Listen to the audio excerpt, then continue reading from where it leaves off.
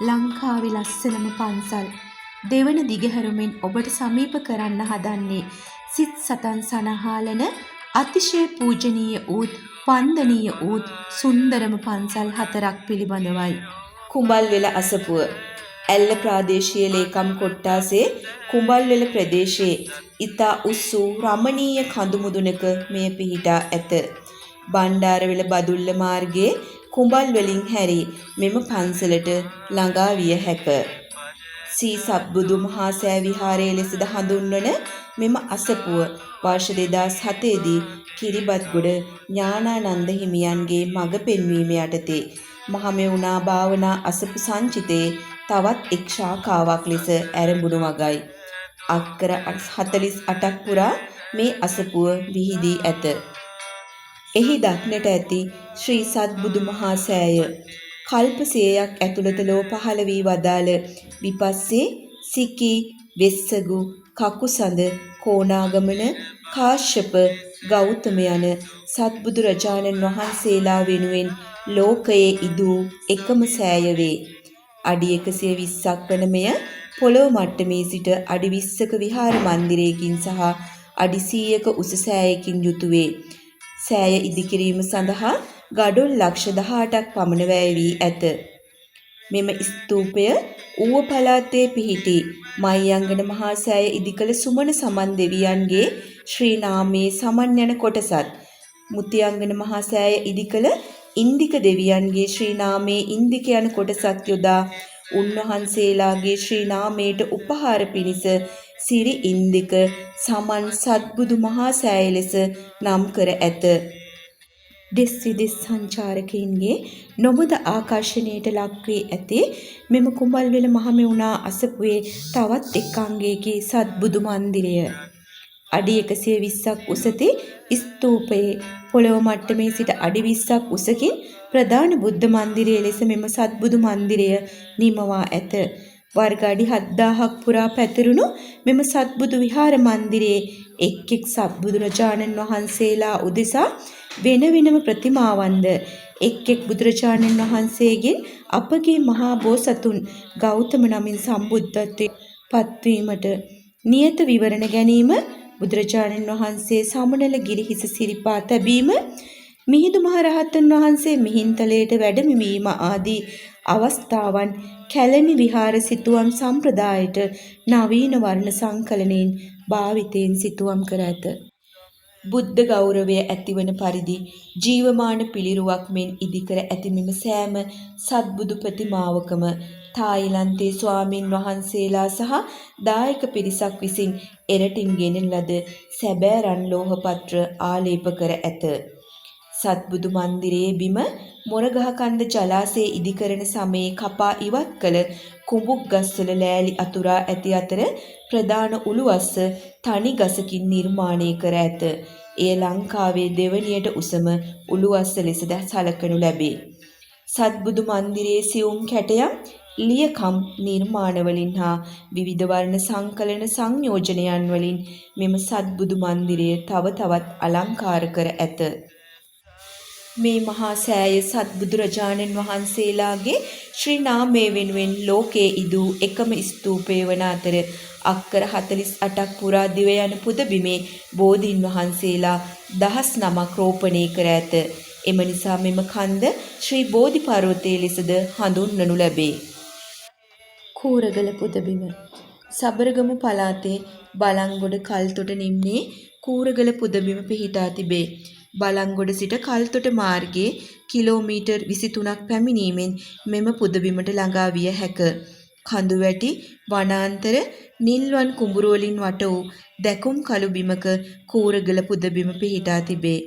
මහරහතන් වහන්සේලා වැඩ සිටි ගල්ලෙන් 13ක් සහිත කූරගල පුදබිම දීර්ඝ ඉතිහාසයකට උරුමකම් කියයි. කූරගල පර්වත සිකරයේ සිට අවට නරඹන කල්හි දකුණු දෙසින් මුහුදු සිතිජය ලෙස දිස්වන්නේ උඩවලව හා චන්ද්‍රිකා වැව අතිවිශාල ජල එකතුවයි.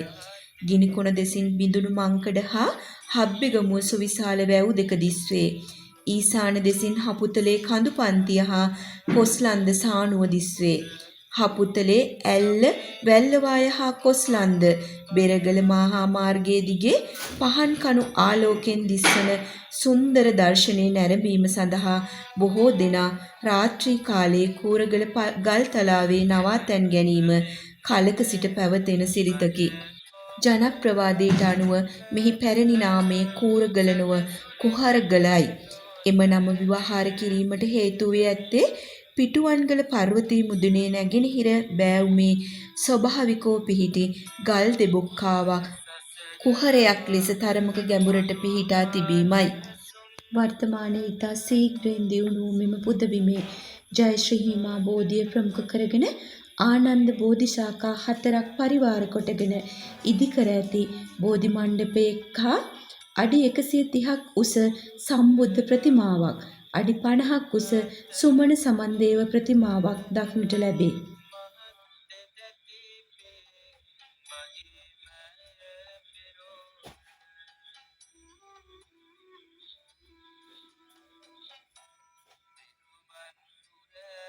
ස්වභාව සෞන්දර්යයෙන් අනූන සිත් සතන් සනහාලන මේ පුණ්‍ය භූමිය නැරඹීම සඳහා විශාල බැතිමතුන් පිරිසක් පැමිණෙයි.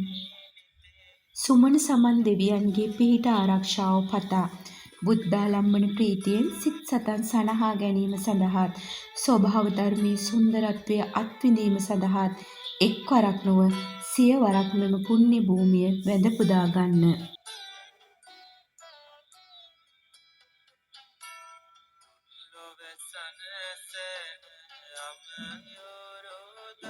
නෙල්ලිගල ජාත්‍යන්තර බෞද්ධ මධ්‍යස්ථානය නෙල්ලිගල පිම්බිම වෙත ප්‍රධාන මාර්ග රැසක් ඔස්සේ පිවිසීමට හැකිය. කොළඹ නුවර මාර්ගයේ මහනුවර දෙසට ගමන් කර පිළිමතලාව නගරය පසුවෙනවත් සමගම හමුවන පොල්ගහමුල හන්දියෙන් බැස එතැන් සිට වම් අත දෙසට දිවෙන මාර්ගයේ මුරුතලාව ගම්මානය පසු කර කිලෝමීටර් 7ක් දුර ගෙවා කොබ්බෑ කඩුව ගම්මානයේ නෙල්ලිගල පර්වත මස්තකයේ පිහිටා තිබෙන මෙම බෞද්ධ මධ්‍යස්ථානයේ වෙත ළඟා විය හැකි එක් මාර්ගයකි.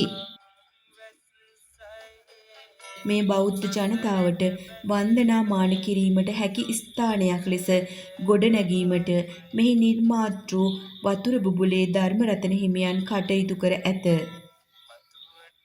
මෙම දර්ශනීය පුදබිමට පසකින් ඓතිහාසික හන්තාන කඳුවැටියත් හුන්නස්ගිරි කඳුරාජයා පෙරටු කරගත් නකල්ස් කඳුවැටියත් අනෙක් පසින් අලුදෙණිය කඳුවැටියත් ඒ වගේම කුරුණෑගල ප්‍රදේශයේ ආන්දාගල අලගල්ල බතලේගල රාමසර කන්ද සහ ගම්පොළ පිහිටි අම්බුලුවාව ශ්‍රීපාද පද්මේ පිහිටි සමනල කඳු මුදුනත් පිදුරු තලාගලත් ඉතා සුපහැදිලිව දර්ශනය වේ.